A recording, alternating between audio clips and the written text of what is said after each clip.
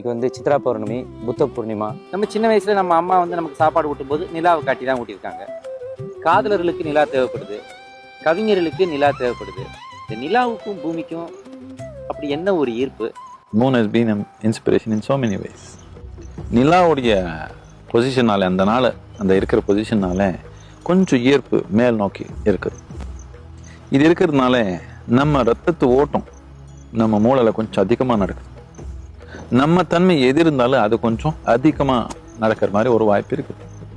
இது புரிஞ்சுதான் நாம் யோக கலாச்சாரத்தில் பல விதமான பயிற்சி வச்சிருக்கோம். அந்த நாளுக்கு யோகான ஒரு நிலையில அடிப்படையாக நாம் பார்க்கணும்னா நம்ம சக்தி உயர்ந்த நிலை கொண்டு போகணும்ன்ற ஒரே நோக்கம். இந்த ஒரு அடிப்படையில் தான் சிவன் தலைமையில ஒரு பாம்பு வச்சிருக்காங்க. அந்த அறிகுறி என்னத்துக்குன்னா சக்தி போய் உச்சத்தில் தொட்டிடுச்சேன்னு காட்டுறதுக்காக.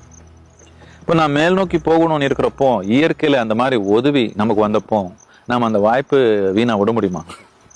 இந்த பௌர்ணமி நாளை பெண் தன்மைன்றது கொஞ்சம் அதிகப்படும், ஒரு மென்மை என்று அதிகப்படும். அமாவாசை நாடு ஒரு ஆண் தன்மைன்றது ஒரு தீவிரமான ஒரு தன்மை அதிகப்படும். இதுக்கு சம்பந்தப்பட்ட மாதிரி அதுக்கு ஒத்து ஒரு மாதிரி பயிற்சி இருக்குது யோகத்தில். இப்போ எங்கேயோ தியானலிங்கம் இங்கே பார்த்தீங்கன்னா இந்த 2 நாள் நைட்டு 1 மணி வரைக்கும் ஓப்பனாக இருக்கும். பௌர்ணமி நாளில் பெண்கள் மட்டும்தான், அமாவாசை நாள் ஆண்கள் மட்டும்தான்.